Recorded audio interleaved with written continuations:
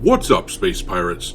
This is your captain, the ever-charming Dr. Disaster, and the recent Halo situation that has been popping up looks kinda bad, with the rebrand from 343 Industries to Halo Studios and the hiring of obvious ideologues to run things. This person, for example, is a producer at Halo and is on record saying he doesn't want to work on a game that glorifies guns. Why are you the way that you are?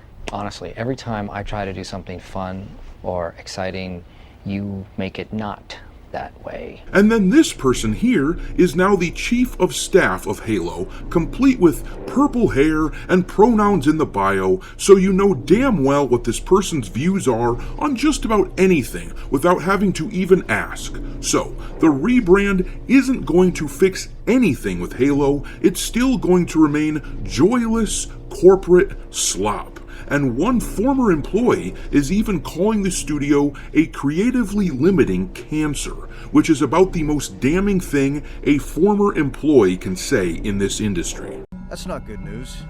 That's not good news at all. Basically, he says that this rebrand is just a way of trying to hide their major problems, as if gamers are going to forget all the issues that they've had with the series ever since 343 took over in place of Bungie. But gamers are not so easily fooled. Do you love me? No. Do you love me? No, man. Do you love me? Shit, no, man.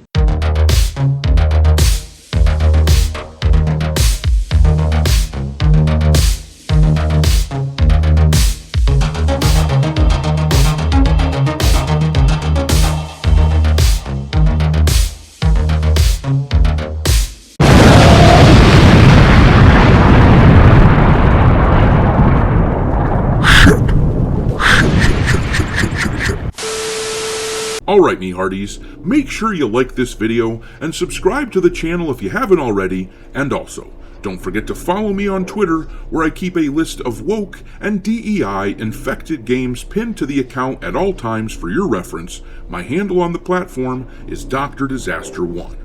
But alright, let's talk about Halo. We've got a situation here where a company is in dire need of a makeover after a decade plus of complete and total mismanagement of their IP, and the idiots at Microsoft are under the impression that gamers are stupid and shallow enough to fall for something as pointless as a name rebrand. But this doesn't change the fact that Halo Infinite was an absolute failure from the top down, and it doesn't change the fact that the franchise is linked to Microsoft, which makes asinine decisions and declarations like this one on a routine basis. I mean, let's face it, the series has been on a complete downward spiral ever since Halo Reach.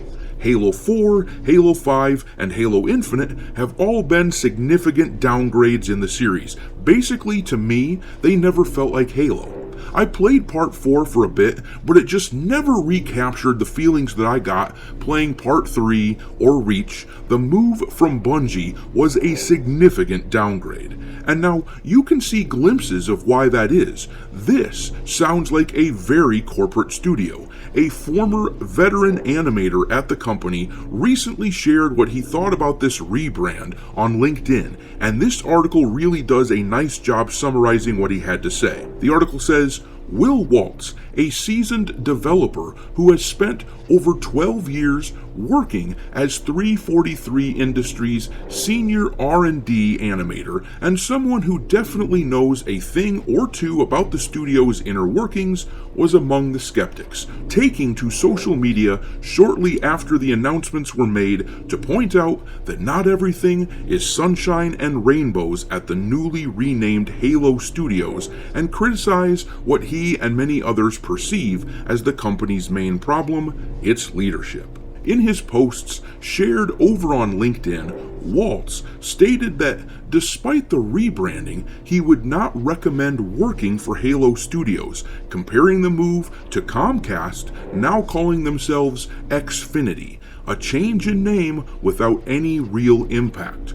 Moreover, the developer denounced Halo Studios' executives, particularly studio head Pierre Hintz, describing them as cancer and creatively limiting individuals who, even after switching to Unreal Engine, will still find a way to organizationally make it unfun to work there. And yeah, it sounds to me like this is just a very corporate place to work, as I'm sure most game studios are nowadays. The thing is, what a lot of people do not understand about our fight against wokeness in games is that at its core, this is a fight against corporate culture.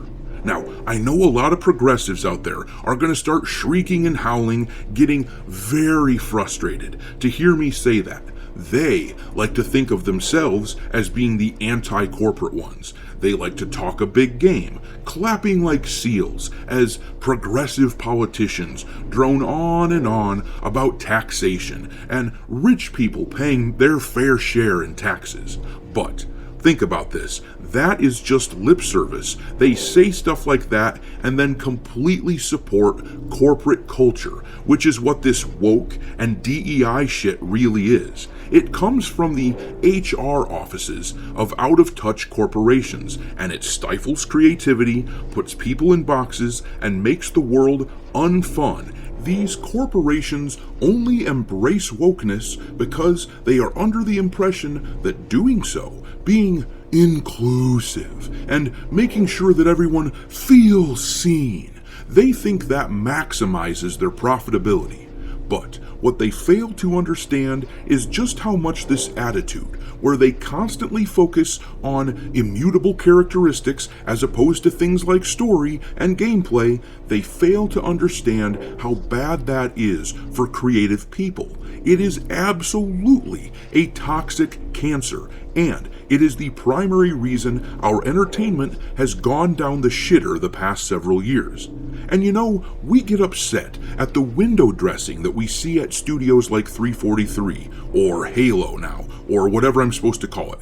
But we get upset at the employees like this, saying stupid shit like what I showed at the beginning of the video here. But that is just window dressing. The real problem, the root of the problem, is corporate culture. And considering that, it is no surprise to me that so many of these AAA games have been pure dog shit recently. It's nice to hear one of these insiders actually coming out and calling this sort of culture what it is: creatively limiting and unfun, just like their games. It's a cancer. But I'm gonna leave it there. What do you make of all this? Drop some mockery of Halo into the comment section below, and we will talk there. Thanks for watching, me hearties. If you haven't already, your captain is inviting you to subscribe to the channel and become a part of the crew. Life as a space pirate may not be glamorous, but there's always plenty of booty.